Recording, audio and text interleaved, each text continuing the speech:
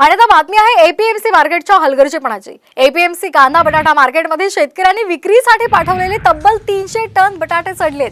बटाट्याची मोठी आवक झाली, मात्र पावसामुळे बटाटा ओला झाल्यामुळे हा बटाटा खराब झाला।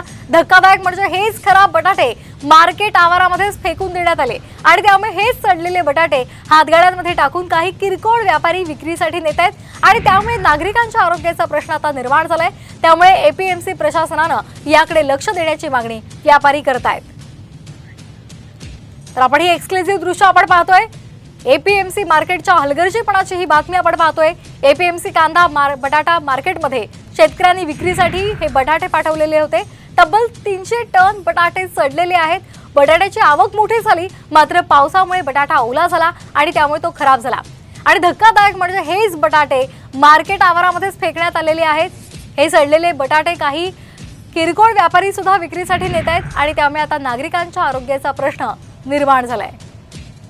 तर आपण पाहतोय 300 टन हा बटाटा आहे आणि पावसामुळे तो ओला झाला आणि तो सडून गेलेला आहे।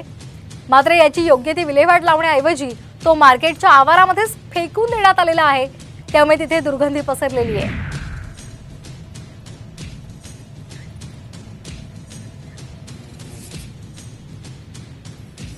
तर एपीएमसी मधली ही दृश्य आपण पाहतोय। मार्केटमध्ये शेतकऱ्यांनी विक्रीसाठी हे बटाटे पाठवलेले होते।